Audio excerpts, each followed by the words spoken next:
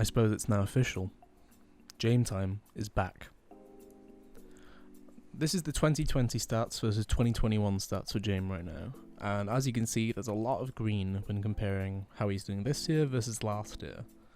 And before we get into the actual in-game footage, I just wanted to go over some of these really quickly. So obviously rating, that's pretty clear to everybody, that's straightforward. A 20% increase on his KDR, kills per round, his deaths per round have gone down again as well. His opening kill ratio is actually absurd for 2021, and then the AWP kills as well. Let's dive into the endgame footage and I'll explain some more stats there. So we're actually going to start off with the first 5 rounds of the Virtus.pro vs FURIA second half of map 1 at IEM Katowice. So first off of the stats that we covered just then, one of the keynotes actually was the fact that he currently has more AWP kills than he has deaths, which is quite a feat in itself, but when you put it as a per round basis, it's literally a case of he is more likely to get an AWP kill than he is to die, which frankly, that's actually insane. Like, I don't think I've ever seen that before, and I'm imagining it's something that he's commonly averaged at times through his career, because he is always known for not dying often and the whole Jame time meme, etc. But this map was kind of insane for me because the context is at round 15 he goes into the half with 9 kills and 8 deaths. The first 5 rounds of the second half resulted in him basically taking over the game and giving Virtus.pro a great chance of actually taking the first map. So we're just going to go through some of these rounds, and the first one we're showing right here is the pistol round, where he wins a 1v2 to get them going in this second half.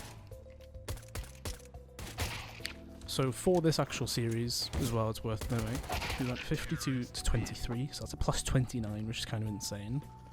This was with 82.3 ADR as well as a 1.53 rating, but the kind of crazy thing about it is, of the 52 kills he had 37 AWP kills, which is, well, we're approaching 75%, 70% AWP kills right there.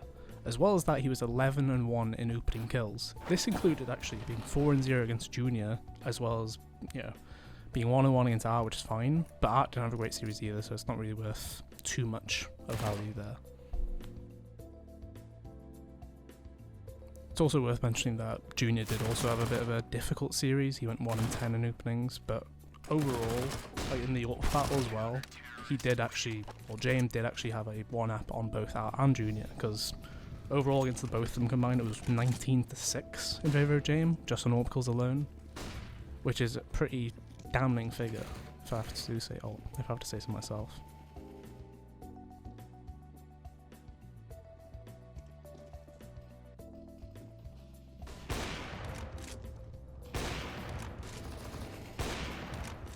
So some of these kills are clearly a case of him being incredibly proactive in terms of his positioning, but also just being in the right place.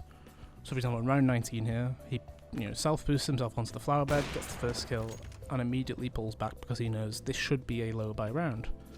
If anything, there might be a force in play. So he repositions, goes back towards the swap van, and then he actually gets another kill as well. Essentially an instant reward for his repositioning.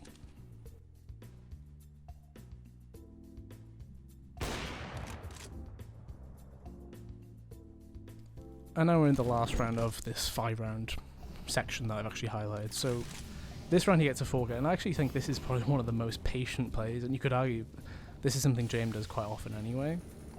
But he essentially sits in connector for 20, 30 seconds, something around that, just because this smoke is here and there's a chance a player will come into his crosshair. He never at one point overextends or anything. He waits the whole time until that smoke fades. And frankly, that's something that we don't see very often from AWPers. Like, nowadays we have the hyper-aggressive style AWPers, or just players in general. Jame is definitely one of those reserved players who is actually thinking about every move he makes a lot more, it seems, at least on the eye test, right? So he gets that first kill and then needs to rotate, so we see him run all the way across. This is in 400% speed as well, by the way, so you see even at 4 times speed he doesn't move too quickly on the way back. But you could easily argue this 5-round streak is probably one of the more perfect 5-round situations from an AWPer on a team, because he had, I believe, 15 kills, 2 1v2 wins with the second one coming in this round, as well as having a multi-kill in every single round.